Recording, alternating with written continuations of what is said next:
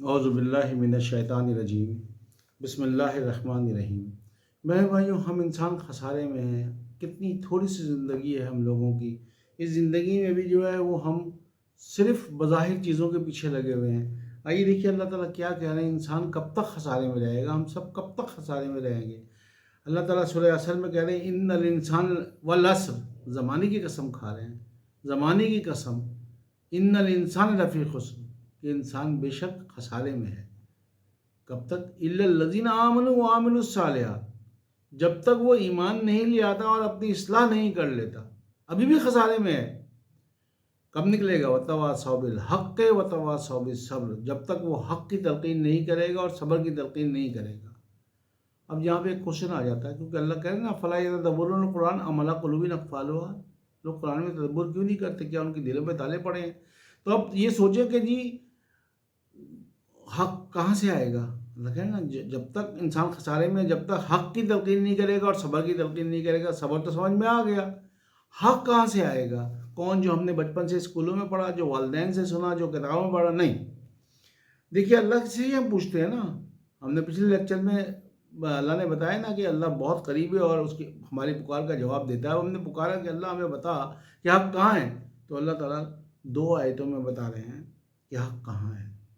سورہ بقرہ کی 147 نمبر آیت میں اللہ کہتے ہیں الحق من ربک فلا تکونن من الممترین، حق صرف تمہارے رب کی طرف سے ہے، بس شک کرنے والوں میں سے ہرگز مت ہو جانا۔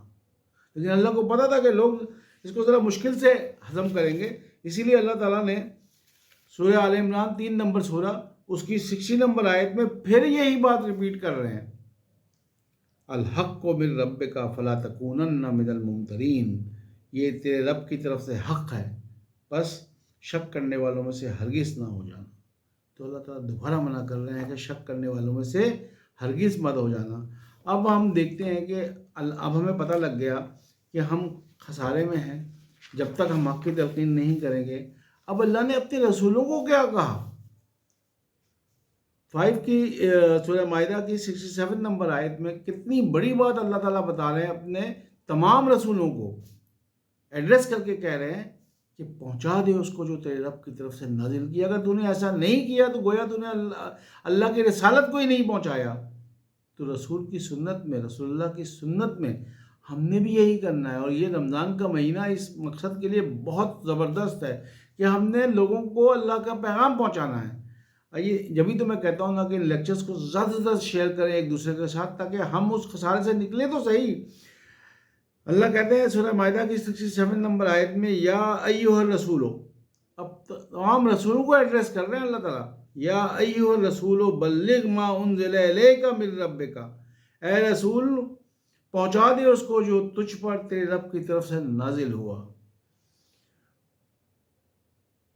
وَإِن لَمْ تَفْعَلْ فَمَا بَلَّغْتَ رِسَالَتَهُ، اور اگر تو نے ایسا نہیں کیا تو گویا تو نے اللہ کی رسالت کو ہی نہیں پہنچایا۔ وَاللَّهُ يَعْصِمُكَ مِنَ النَّاسِ، اور اللہ تجھے لوگوں سے محفوظ رکھے گا۔ یہ اللہ رسولوں سے کہہ رہے ہیں۔